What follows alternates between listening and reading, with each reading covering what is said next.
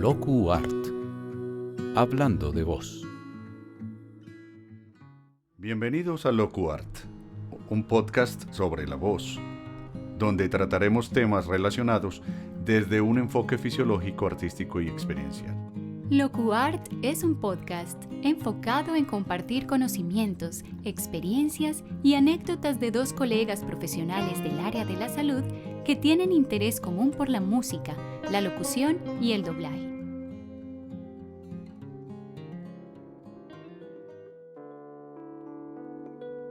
Hola Isa, ¿cómo estás? ¡Hola Mauro! Bien, estamos de nuevo aquí para compartir nuestro tercer capítulo con los oyentes. Sí, Mauro. Muy contentos porque vamos avanzando en la información que queremos dar y bueno, yo creo que se está volviendo interesante este tema de la voz. Estamos muy felices, como siempre para nosotros es un placer encontrarnos a hablar de la voz y hoy con un tema muy chévere, Mauro, un diagnóstico temprano para una voz feliz.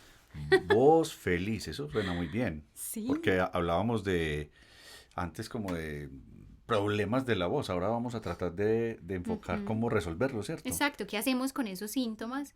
¿Cuándo es importante consultar? ¿A quién le contamos nuestras penas y alegrías de nuestra voz? Exacto, entonces recapitulando, pues creo que en los capítulos anteriores habíamos arrancado desde el edificio vocal, desde cómo se emite la voz, consideraciones anatómicas y fisiológicas de cómo funciona nuestra voz y también ya habíamos entrado en el terreno de algunas alteraciones como la disfonía, la afonía y se dieron inicialmente unas recomendaciones básicas para el cuidado de la voz. Entonces, ¿qué podemos hacer ahorita? Sí, Mauro, entonces es muy importante pues hacer valoraciones tempranas, consultar de manera temprana cuando aparecen esos primeros síntomas de alerta, que ya habíamos tratado un poco sobre sensaciones extrañas que van apareciendo, síntomas que nos llaman la atención y que impiden que de pronto tengamos un desarrollo normal de las actividades que usualmente tenemos con nuestra voz. Entonces, qué maravilla que podamos hacer una valoración temprana con los profesionales idóneos para poder tratar la situación y que así pues esto nos evite ausentismos laborales, nos evite más dificultades también con nuestra voz y que las cosas vayan cada vez mejor con este proceso bien manejadito. Bueno, entonces, ¿qué opinas si damos un ejemplo para que nuestros oyentes sepan en qué momento deben preocuparse y consultar? Claro, ¿cuándo es el momento ideal para consultar?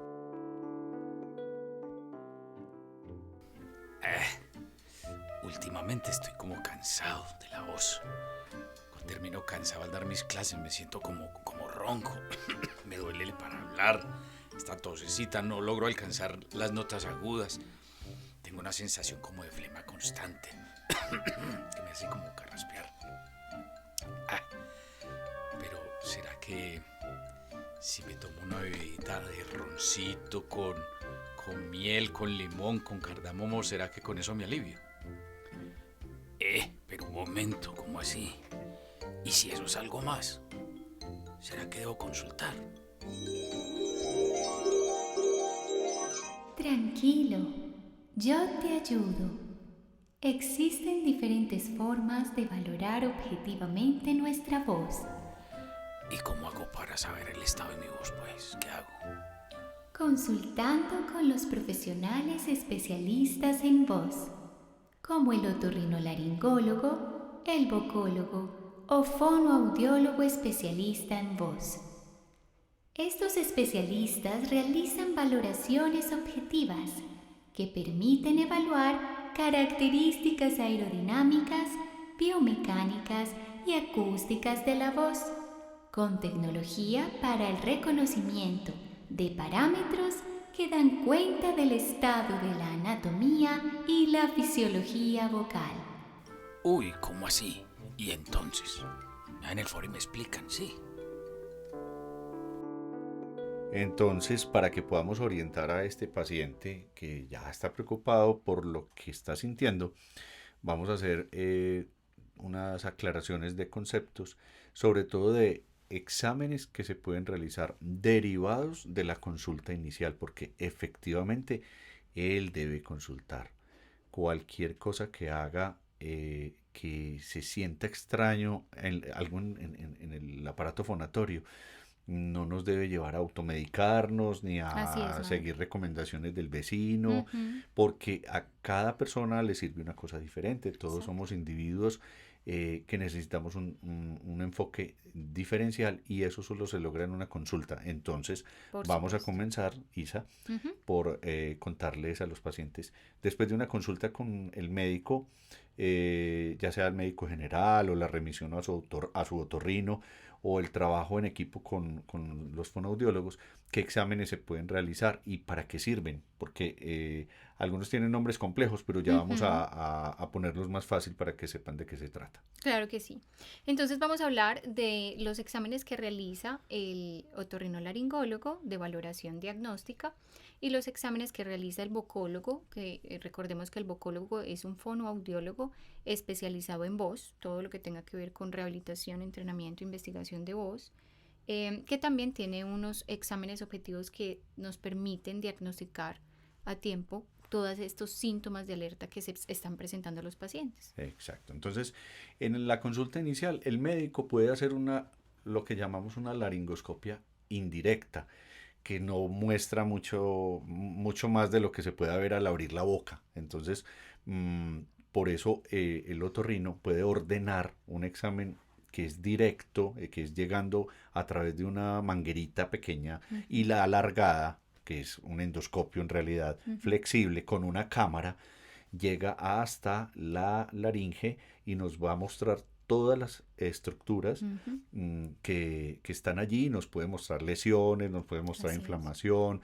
nos puede mostrar alteraciones anatómicas y ahí ya podemos entender a través de esa nasofibrolaringoscopia si hay alteraciones que se deban tratar a tiempo y cómo está afectada la biomecánica en ese lugar. Ujú, Naso es porque entra por la nariz, fibro porque pues, una cámara de fibra óptica y laringoscopia porque va hasta la laringe a mirar pues qué está sucediendo allá, por Y, eso se llama así. ujú, y las bondades de esta naso es que también nos permite evaluar anatómicamente cómo está esta cavidad nasal, ¿cierto? Y todo lo que tiene que ver con cavidad nasal, el velo del paladar.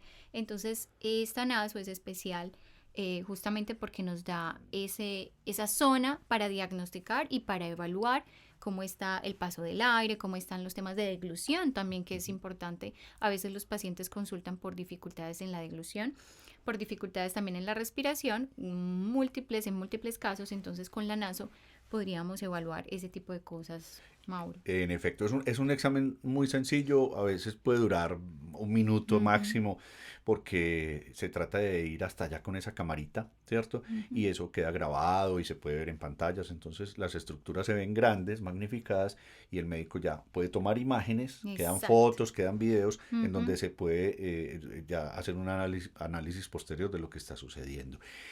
Con la nasofibrolaringoscopia se pueden complementar los hallazgos con otros estudios como la estroboscopia laringea. La estroboscopia ya estamos hablando de una luz, así como las luces de las discotecas, ujú, que se ujú. mueven muy rápido porque la estroboscopia es hacer que la luz se mueva tan rápido para que capte un tejido, una estructura o cualquier elemento que está en movimiento Ujú, y lo haga parecer fijo. Entonces la estroboscopia es eso, es una laringoscopia, pero con una luz que va a estar intermitente de una manera muy rápida ujú, y eso hace que pueda mostrar lo que está sucediendo en la dinámica y en la ujú. fisiología de los pliegues vocales, porque los pliegues se mueven muy rápido, se mueven como una cuerda de guitarra. Y si se mueven como una cuerda de guitarra con una cámara normal no se pueden Ujú, ver, esta luz lo que hace es poder, así, imagínense eso, lo de la discoteca, ujú. que todo el mundo se ve como un robot. Entonces, porque paraliza las imágenes y así se pueden ver mucho más fácil los Y a tiempo pliegues. real, Y en ¿cierto? Es tiempo como real. una imagen súper clara, muy real de lo que está pasando, de la anatomía y de la fisiología de esas estructuras en función, en vibración. De acuerdo. Claro que sí. Y ya hay otros exámenes que nos va a explicar Isa, eh, que utilizan mucho más los vocólogos Ujú. y que de hecho lo realizan en muchas ocasiones ellos mismos.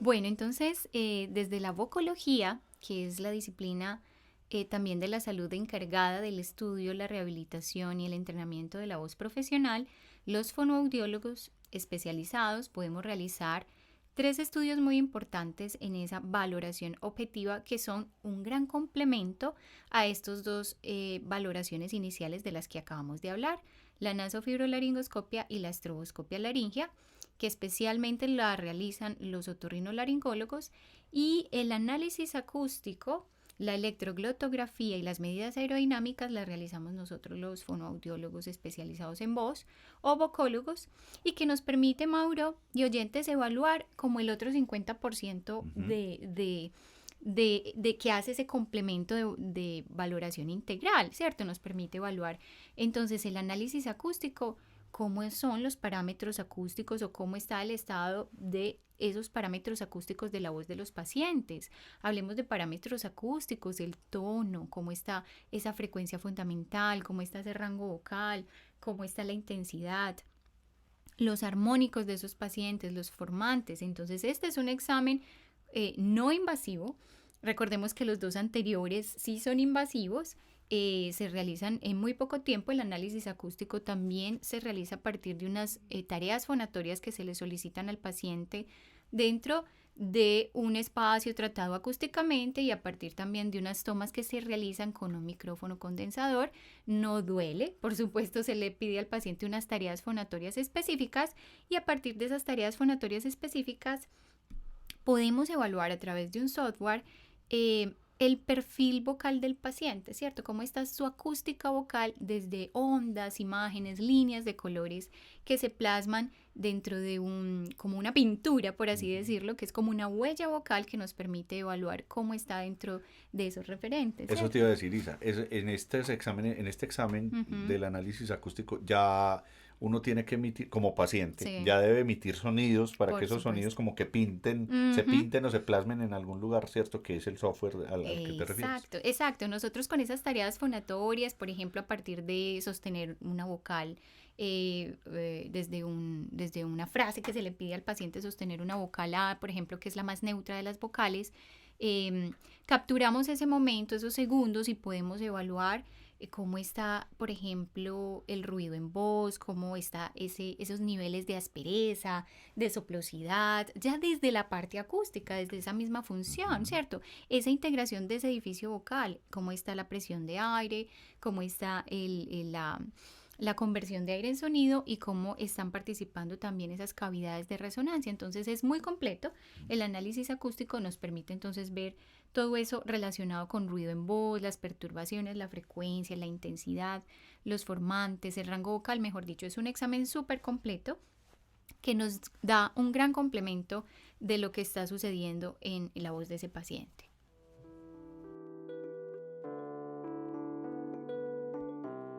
El otro examen es la electroglottografía, ¿sí? La electroglottografía se realiza a través de una gargantilla que se le ubica al paciente en el cuello a la altura del cartílago tiroides, que es el que contiene los pliegues vocales, y esa gargantilla tiene 2 electrodos, y esos electrodos, a partir de tareas fonatorias nuevamente que se le piden al paciente, nos permite evaluar cómo está el cociente de contacto de los pliegues vocales, o sea, el grado de cierre o de fuerza o de cercanía o de estrés de impacto de los pliegues vocales a la hora de cerrar, y por ende, o de fonar, y por ende nos regala una frecuencia fundamental. Es un examen que no es invasivo, es un examen que se realiza en pocos minutos, que nos regala una información muy valiosa también a través de unas ondas y un porcentaje que nos indica el grado de estrés o de choque de los pliegues vocales al momento de la fonación.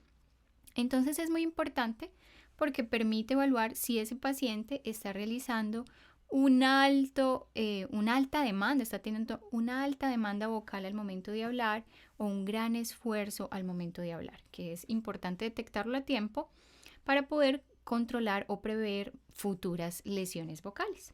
Y terminamos entonces, Mauro y oyentes, con las medidas aerodinámicas, que son las que nos permiten evaluar por medio de un soplo que realiza el paciente por medio de la sílaba papá, le podemos evaluar el umbral de presión de fonación, o sea, lo mínimo que requiere ese paciente en volumen de presión o en presión para poder generar el primer contacto de esos pliegues vocales a la hora de fonar. Nuevamente a partir de unas tareas simples fonatorias, a partir de la sílaba pa, pa, pa, pa, pa, lo más suave que pueda hacer, o digamos que en su voz cotidiana conversacional, y ahí podemos ver pues la presión mínima o el aire mínimo o la presión subglótica que requiere mínima para poder poner en funcionamiento esos plieguecitos vocales. Nuevamente no invasivo, no duele y es pues supremamente rápido, Mauro, realizarse estos estudios y de manera pues fácil, efectiva. Por curiosidad, Isa, se usa esa sílaba porque en la P se ejerce una cierta resistencia para poder lograr ese fonema. Exacto, es que con la P los plieguecitos vocales se cierran. Entonces ahí podemos evaluar cuál es la cantidad de presión que se requiere para poder cerrar a lo mínimo que necesita el paciente. Excelente. Uh-huh.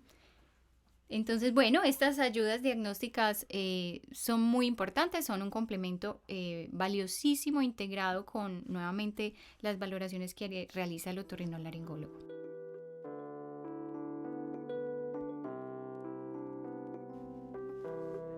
Isa, entonces yo creo que se hace prudente e importante invitar a un paciente real que nos cuente cómo vivió su proceso de diagnóstico después de encontrar síntomas que lo llevaron a consultar, cómo se hicieron algunos y no todos estos exámenes y cómo los profesionales enfocaron su rehabilitación vocal posterior a todos estos diagnósticos en el tiempo. Claro que sí, Mauro, me parece importante invitarle para que nos comparta su experiencia. De acuerdo. Como sabemos que se generan inquietudes de los capítulos y de los temas que vamos manejando, los invitamos a que nos escriban a las redes sociales, especialmente a Instagram, ¿cierto, Isa? Sí, está perfecto. ¿Tu Instagram es? Isabel Voz. Y el mío es Dr. Upegui, y nos pueden escribir por mensaje directo y con mucho gusto les aclaramos dudas. Allá los esperamos también con sus preguntas, sus inquietudes, para eso estamos. Este es un espacio para compartir y para disfrutar todo lo que tenga que ver con la voz. Locu Art. Hablando de voz.